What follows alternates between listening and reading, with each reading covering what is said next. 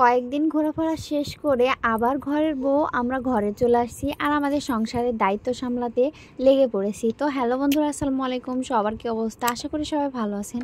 আপনাদের দোয়া এবং ভালোবাসায় আমরাও ভালো আছি। আজকে আমাদের পানের বরে লেবার লেগেছে, তার জন্য আজকে এত কিছু আয়োজন। অনেকে আবার প্রথমেই কমেন্ট করে বসবেন যে আপু এত কিছু রান্না করছেন, মেহমান আসবে নাকি? আজকে আমাদের বাড়িতে কোনো মেহমান আসবে না। আজকে শুধু আমাদের পান বরে যে পাটগুলো লাগবে সেই লেবারগুলোকে খেতে দেওয়া হবে। আর আমাদের গ্রামে যদি পান বরে মানে আমার বর বান্দা হচ্ছে, যেটা বান্দা বলে, আপনারা গ্রামের ভাষায় এটা বুঝবেন না।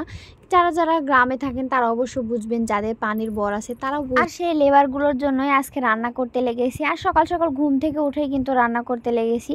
আর এখানে আপনাদের ভাইয়া বড় একটা মাছ নিয়ে আসছিল, কারণ আমাদের বাড়িতে দুইবার খেতে দিতে হবে, সকালে আর দুপুরের দিকে। তার জন্য আমি এই মাছগুলো দিয়ে আলু ঘাটি করেছি আর গরম ভাত রান্না করে দিব।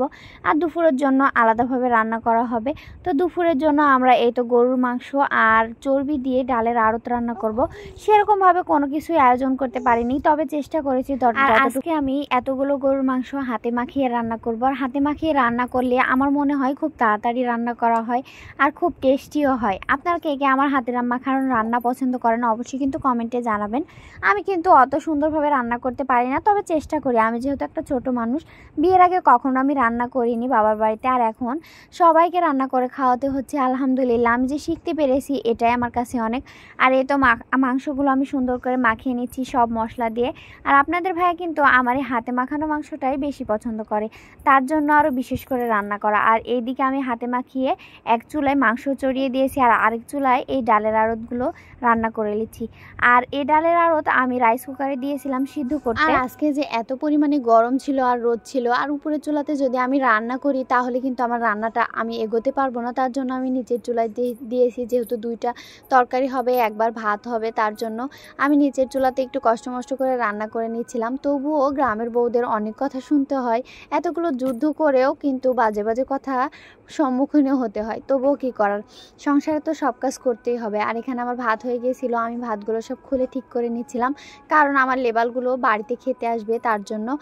আর অনেকে আবার কমেন্ট করবেন যে আপু আপনি একটু পরিষ্কার হতে পারেন না। আসলে আমার ছোট বাচ্চা নিয়ে আমি মাটির বাড়ি ঠিক সেরকমভাবে পরিষ্কার রাখতে পারছি না, আপনারা কেউ কিছু বাজে কমেন্ট করবেন না। আর এখানে তো আমার রান্না প্রায় শেষ, এবার আমি সবগুলো তুলে নিব, তারপরে তাদের খেতে দিয়ে দিব। তো আজকের ভিডিওটি কেমন হয়েছে আর বলেন তো আমার মাংসের কালারটা কেমন হয়েছে অবশ্যই বলতে ভুলবেন না।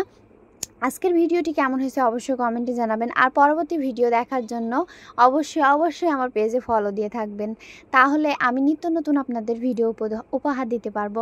আর আমার যদি কোনো কথায় ভুল থাকে তাহলে আমাকে ক্ষমা করে দিবেন। আমার রান্না প্রায় শেষের দিকে আর আমি সব কিছু তুলে ঠিক করে নিচ্ছি। তো আজকের ভিডিওটি এ পর্যন্তই। সবাই ভালো থাকবেন, সুস্থ থাকবেন, আমাদের জন্য দোয়া করবেন। আল্লাহ হাফেজ।